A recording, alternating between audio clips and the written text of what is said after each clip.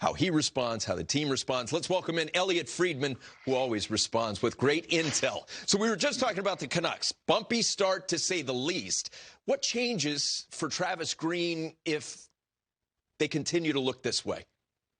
You know, I do think the Canucks have started to look around on some of the outsides of their roster. Jake Virtanen, he's a player who was a first-round draft pick a few years ago. I think we're nearing the end of the run with him in Vancouver. I think everybody kind of recognizes that there's room, that it's time for a change here of scenery. I think also Adam Gaudette, who's had a difficult time getting back in the lineup, I think they're taking a look at what the market is for him out there too. I think there would be interest. You know, the toughest thing right now, Tony, is if you take a look at what Winnipeg just went through. You know, Roslovic didn't come to camp this year, but they traded Laine, and they had to go 2 weeks without Dubois.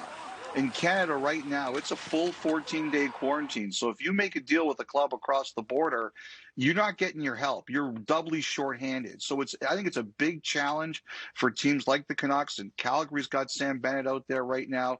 So that's a part of it. Now, I do think one of the teams that has looked in at Virtanen in particular is Boston. We'll see where this goes. I think they're looking for help on D. I think I was listening to what Michael and David were just saying. Like, I am in complete agreement with what they said. Like, they are letting Toronto do anything they want against Vancouver right now. And at the end of the day, the players have to say, we're not letting this happen to us anymore. Run over somebody. Just do something. And I think Vancouver needs that as much as they need help around the fringes of their roster. We all have bosses. I wanted the second question to be about the Capitals, D.C., and your hair looking like second President John Adams. I was told I could not do that. Instead, Capitals, I'm glad you got it. You appreciate that. Caps, Flyers, the NHL debuted rapid testing. What's the latest on the rapid testing and the plan going forward?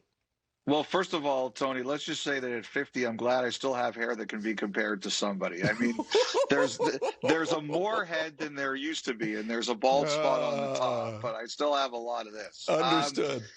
You know, I think this. You know, the NFL, they were really fortunate run. They had their challenges, Tennessee Titans, Pittsburgh, you know, teams like that, but they never had to cancel games. And their information told them, and they announced it last week with the Center for Disease Control, that, and their line was, it didn't cross the line of scrimmage, so to speak. I think we're learning in the NHL with the rinks and the humidity and the ice, we're not going to be as fortunate.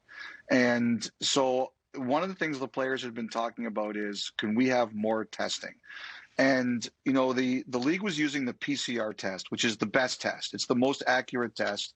The problem is it takes time to get back. And as you heard Jeff Blashill say it last week, it was leaving gaps. And they're recognizing that. So what they were trying to do towards the end of last week is get what's called rapid testing docking stations. And those are the things that you plug the rapid test into, and it figures out if it's a positive or a negative. And the question was just getting their hands on all of them. Now, I think we have seen rapid testing at times during this year. When Carolina was coming back to action, they were using them before practices to make sure guys weren't coming in still testing positive. You mentioned Philly and Washington did it the other day. I think you're going to see this on game days become a factor. You know, I think everybody hoped they could avoid it, but they can't be avoided. We're learning that the transmission is much more dangerous in hockey than it is in football. I will say one thing. In the last couple of days, Tony, I had a lot of people who stressed to me that you know, the doctors are making the calls here.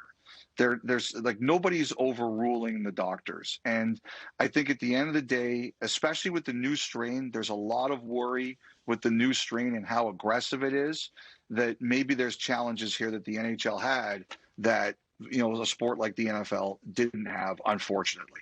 As far as I'm concerned, you're like Tom Brady at your job. The ability to talk hockey is one thing, but the in-depth medical stuff, great work by you. Thanks for helping us understand. Thanks for joining us tonight.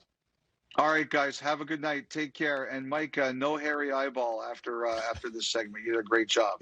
Well, hey, you were talking about having hair, and clearly I don't. So we'll see you later, Elliotte. Good chatting again, buddy. Appreciate it.